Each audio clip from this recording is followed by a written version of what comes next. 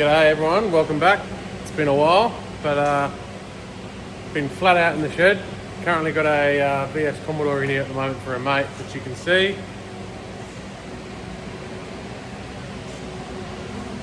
Making some big boys fit. Which is why I thought I'd bring you in here and I would show you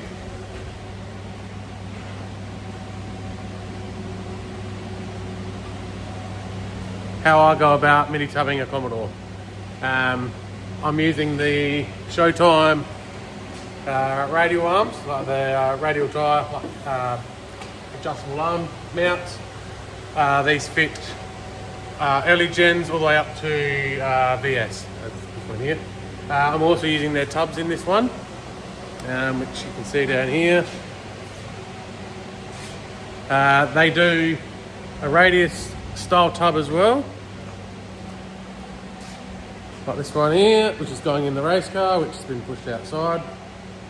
So I've got too many other people's cars to be worked on. So yeah, they do a nice radius fab.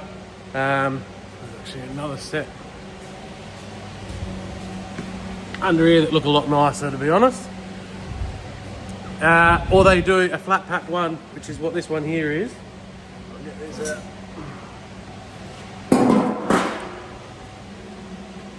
And so it comes with a Pittsburgh joint in it. Bear in mind, these are left and rights, these pieces, because the front and back, as you can notice, passenger side, front, rear, they're different size, as in that length to there, that length to there. One's like 270, the other one's about 300 because the way that the wheel arches are in these cars. So when you work off of, I'll turn the camera around and I'll show you, it'll be a bit easier. So when you work off this original tub line here, which is where the original tub comes up to, I've actually left a slight 6mm shoulder there for the tub to sit on. When you work back from there across, when you work back from that edge to that edge and that edge to that edge, they're actually slightly different. So that's why those tubs are around 300 and 270 odd for it to sit in. But this swallows a 325 a lot easier than what my VK does, because I think there's slightly bit of extra room here in the guard than on like an early BBBC VHV KVL. So what I've done here is I've just cut away so I can get my hand up in there and do stuff, whatever. I've done all this with a plasma cutter. But the first thing I did was I come in and I just hit this with a wire wheel. Something like one of these too. It's messy work, not gonna lie, as you can see. Look before the workshop. But if you can come in, just clean up that edge as much as you can, get all the way up in there. Same as all the way along in here. I'll worry about that a bit later because we're actually deleting this. But for now, you just want to get your tub up in there and make some room, work out where your cuts are going to be for here. And I'll show you how I do that shortly. But I'll come in through here with the plasma and I'll cut that all the way along that line. And then I'll get some tape, some like 8mm tape or 10mm tape, put it in the radius there, all the way around, and then that'll be my cut line to make it nice and neat, like that. And then the tub will actually sit on top of it, which I'll show you on this one. I'll bring the car down and I'll show you how it sits. So now you can see how that tub is just sitting on top of that edge, all the way in here.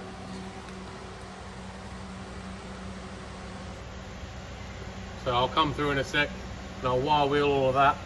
So that's still going to get moved in a little bit, which will make that all nice and flush. And then it sits on top of that infill panel there. So that panel there also has a tipped edge on it, as you can see just there. By tipped edge, it's like, I mean, like you can do it on your bead roller and you just tip that edge to make it a nice 90 degree, and that'll sit on there. And then you can just do your tacks along here, leaving the inside of this all nice and neat, and you can just do your quick little seam seal across that front edge there without seeing any weld tacks or anything like that. So now I'll be coming in here, cutting all this out, cutting that out. Once I've got this bare chassis rail,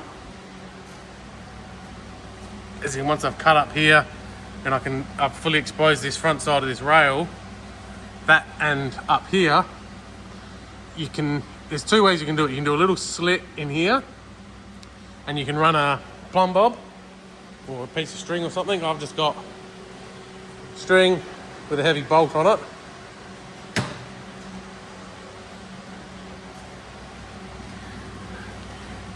And you can just use magnets and hold it, and that'll give you your, obviously, straight, like it comes straight down, providing your car's straight on your hoist or wherever you're doing it.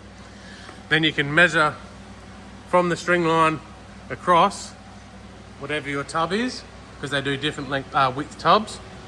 This one here, I'm doing a full chassis plate insert, which will end up going up in there, which I did on the other, same as the other side. So the bottom of this will get cut roughly to about this hole. That's how much you take out of a notch. And then it will come basically flush with the back here. So like I did on the other side, you might not be able to see it now because it's all filled in. But actually I'll do everyone. So you can see there where it's been inset, the thickness. So that's 3mm plate. So I was going to do another fill panel there because I cut it a bit short. No biggie. That there's where your breather and that normally comes.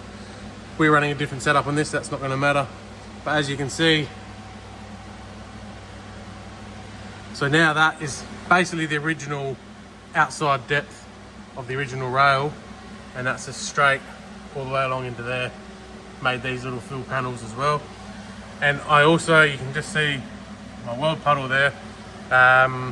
In here I do little gussets all the way along.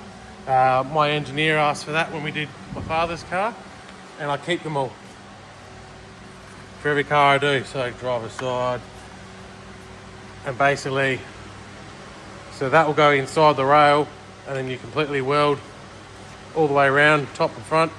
And then when you put your infill panel on, you just drill a hole where these are, and then you plug weld them. So I got them for every car I've done because they're all slightly different. And it just makes it easier for when I come back to do another car. Grabbed one of those when I did the VK. It was very similar to this. Held it up in there. Thought, yep, no, that's cool, close. Cut it out in the guillotine. And then just modified it at suit. And then copied that onto another piece of cardboard for a template. Same as all of these here. So that's where your spring perch goes. Don't leave them on, don't be an idiot. Just spend the time, drill all the spot welds out. You can buy a spot weld, like a spot weld drill bit, and then you can just knock them off. It's a lot easier. Same as all these other things. I've left these ones on just to thicken the material around the floor pan. When we done Dad's car for engineering, the engineer asked that I re-weld these to the floor pan, which I did. I TIG weld the original brackets, which have been cut off and long gone now, like that one there. But these ones here, yeah, so I'll TIG these all to the floor, and then I'll fish plate it on the other side as well to triple up that material size. So what I'll do is I'll get on the end of the grinder and the plasma, I'll clean all this up and I'll bring it to the rail, and then I'll show you what I do from there. Get yourself locked in, nice and comfortable. I got a nice little AdFlow helmet, blows fresh air over you, covers a lot of your face, good for you. That completely seals your face off, blows nice cool air over you. It's messy and dirty, you cut and grind them. The more comfortable you can be, the more accurate you'll be.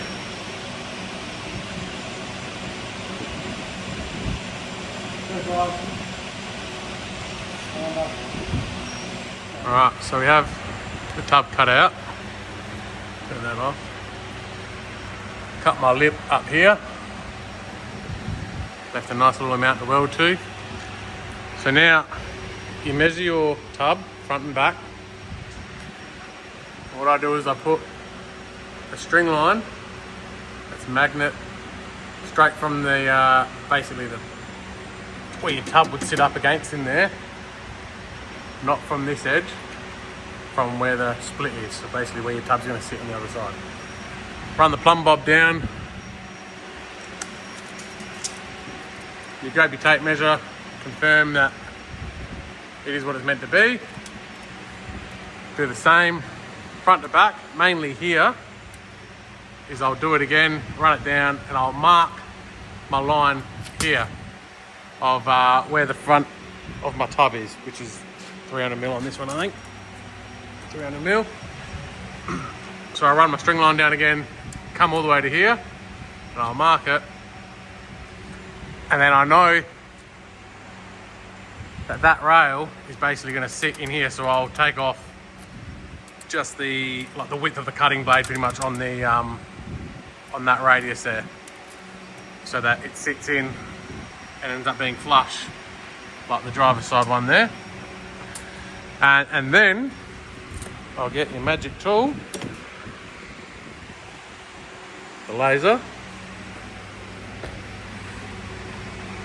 sit him down on the ground.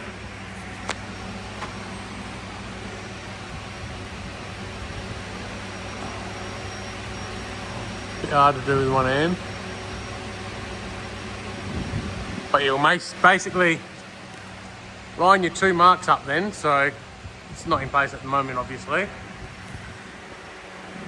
But I know one mark's here, my next mark's going to be roughly down here somewhere where my 300 is from my string line, and that's where I'll draw a line and I'll cut. And then you'll do the same on the top, because you can make the laser shoot straight past and touch both of them, and you can come in with your grinder until you just get it perfectly level. And you can even check it with a level to make sure that it's like straight, and then you can even get your green line to follow yourself all the way up here and across. Alright, so here we have the passenger side all cut out, squared up. I've added this gusset in, and I'm about to add another one in here. Now, depending on who you buy your tub kit from, there'll be different widths from front to back. So I've bought kits that are equal, like you cut out the equal amount left to right. Showtime do theirs off the center line so that it's like they both run parallel with the car, even though this line here is tapered on both sides. By doing that, the rail comes across here. When Showtime do it, they sort of split the tub and they make it look pretty, but it's not flat all the way through here. They actually have like an ingress here. I've bought kits that use these complete panels and you fill it in all the way across. That's what my Calais is like. That's what Dad's VH is like. And then the tub goes all the way across and all the way up here. And it doesn't matter which way you do it. So with this one, with these tubs, I am going to still run this piece. So it will be in there, and then I'm going to box out the rail to match the tub so that it's still straight between the two tubs. They're still parallel that way. But it will still look nice in here, like you won't have a step in here. So just be wary of who you order your tubs through, to which way they do it, and just make sure you measure it all up, because sometimes you have to leave some of this floor here to attach the tub to. So basically all I did was ran the laser level, just turn that line off, run the laser level up, and now you can see that line is dead straight. And then this rail sort of tapers back that way, and that's where my rail infill will come back here, and I'll fill this all in so it won't look any different once it's all painted up. So this here is how Showtime do their tubs. I'd already cut the floor out because I sort of jumped ahead and thought it was going to be a bit more like the VK. I didn't take into account the way that the guards were in this car. So the photo I've just input here is they actually keep a little bit of the floor in there, and that's how they run it. So they only do like the infill panel, they only use a half of. I've basically done a whole new sort of chassis rail at the back, so it's almost double railed it and boxed it in. So it's a little bit stronger, but it also looks neat. It doesn't have like the little step in it, which you'll be able to see in these pictures here. So the next time I do a VS, I'll be wary of that, but learn from my mistakes. Weld it together. Then we're going to move on to the floor piece. Some people leave this in and they run like a pipe up through the floor. Some people cut this out. On this one here, I'm probably going to cut this hump out and rejoin it in on the flat here. So where it's basically flat, so that radius is up and goes from there. I'm going to go from there all the way across to the same point there, so I don't have to do any funky folds or shrink or stretch or anything in that area on the hump. It'll just be it'll basically just be straight up and across. Then I can come up as high as I need to get the shocks up as high as possible, so that they're not hanging down, and still have the right amount of travel for the diff, shocks, clearance, everything that we need. And then I'll make a new hump and put a new coilover mount between the two, which I'll show you that when I get to it. Right now I'm about to just make a bracket here, weld that panel in, and then I'm going to start trimming all of this section here to make my tub fit up in there. Right, so I've welded all that in. I've done this part here. I'm going to tidy it up again. Like, I'm going to make it come back and run it into that rail a bit nicer. But I basically just made that all out of 3mm, blended it into the rest of the rail, so I don't have to notch the inner guards. That all looks nice and neat. Now I've folded that lip all the way down to be able to get the tub in. As on this side you have another infill panel, so it's a bit easier to slide it in. So I've trimmed all that up on both ends, as you can see there. And there, it's all been trimmed up to suit the floor height and sits up along in here real nice. It actually sits sort of about there, so I'll end up trimming some of that back, but I do have a seatbelt mount there, so I've got to be wary of that. Filled in the end box panel there. That's just a Clico, hold on about that. So yeah, that's all done. Basically, I can start welding my tub in if need, but now I've started to do the diff. Ground all the ends off, all the bracketries and stuff like that. So then that way I can work out what I'm going to do with the floor, where I'm going to cut it, because on these VSs they actually have seat mounts here, which is actually sort of behind that panel there. Like on an early Commodore, you don't have any of that sort of stuff, so I sort of really have to maintain that bracket there for the seat. So I'm going to work out how I'm going to cut this floor, if I'm going to cut it, if I'm just going to raise it. So that's why I thought, let's move on to the diff, get the shock location sorted. So I've done a big drawing here. Let me move out of this LED light.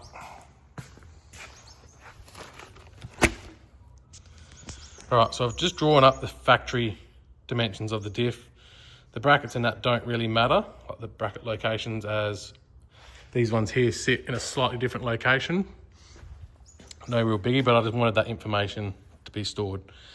My overall wheel to wheel is 1580. So that's where the wheel bolts on to where the wheel bolts on. I use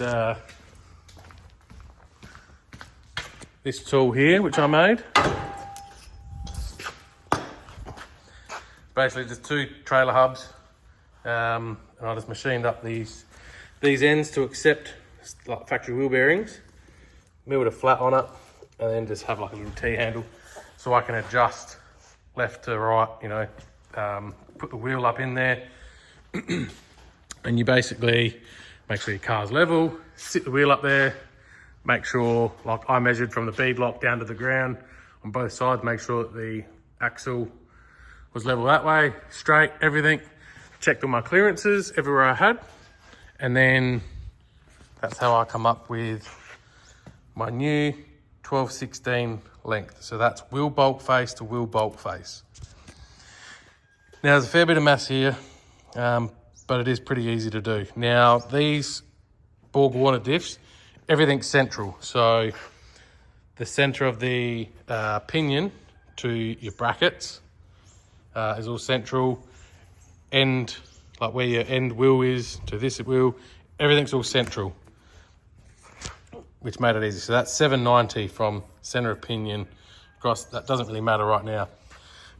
I do have new flange ends, which I'm gonna put on. This is the standard Commodore bolting or welding flange. Just be wary, the factory one has this little lip here, but I didn't use that at all, because all that does is locates the backing plate for the brakes, which is this bad boy here. Nothing actually sits against it in any way, so the depth of that doesn't matter. So all my measurements are taken from this face here. I measured inside where the bearing sits to the face. That's all exactly the same. I did write it down. Bearing shoulder inside is 23.2 mil. It's the same on my new ones and my old ones, because that will catch you out, because it will push the bearing into a different position of your axle and push the axle out into a different location, so it won't line up with your brake caliper. I worked out where my flange is going to sit to the face, which is 35.3 mil, because you have to work back to where you're going to cut that. End of tube. So basically from that face to that face, I worked out 1451, and I also was able to work out the distance that basically, if you did your 1580, which is your overall disc face where your wheel mounts, and then you take off that 1451, it will tell you the measurement of this to your face of your wheel, which is important because you need to take that off in order to work out your 12/16 from your 12/16. So I basically did 12/16, which is what I want my wheel face to be. Took off 129 mil, which is your wheel mat. So that's basically the factory, that surface to the front of the disc. So it's 64.5 mil times 2, 129. So I took that off, plus I took off the 35.3, which is actually 70.6 because you got times it by 2. So if I grab my calculator, and I basically work out my overall length that I need it to be, 12/16. Now I take away my 129, which is the distance of the flange here to my wheel mount surface. And then I take off 70.6 is 1016.4. All right, so if I do, so that's my new measurement that I need to work out. So if I then, what I've got here at the moment, because this is to work out my cut, if I take off 1451, which is my current flange to flange face, it'll give it to me in a negative, but that doesn't matter. Divide that by 2 equals 217.3. So from this face, I need to measure in 217.3 millimeters, which I've done a slight mark there, on both sides, because remember this is an equal diff. That will end up being my shoulder depth, or my shoulder mark, for that face there. So when I cut it off, V-prep it, I can slide that in. And I've already done my measurements, I've worked out, so I've just double checked it. So I've added on that there, my 35.3, which is that mark there. And then I've added on again my 64.5, which is that face there, to my disc wheel mount face, which is that mark there. I did that on both sides, and that come out at exactly 12/16, which is what I want my disc to disc wheel face mount to be.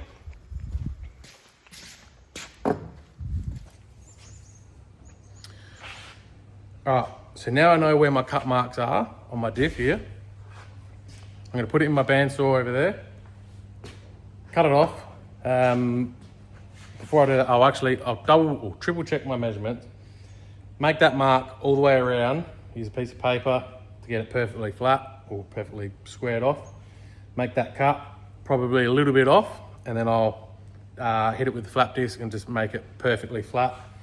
Parallel, you can measure from end to end. You can actually run the tape through, hook it on, measure from face to face, make sure it's perfectly parallel with each other.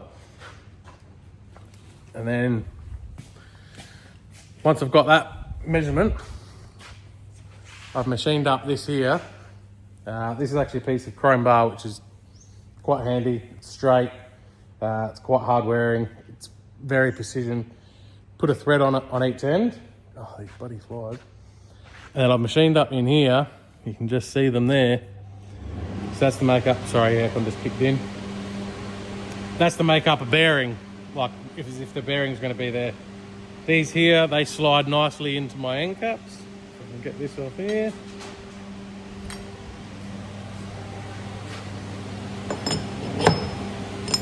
That's a nice snug fit into there. So once I've cut it down and I've got my end caps in, that'll basically slide in like that. That bar will go all the way through from end to end.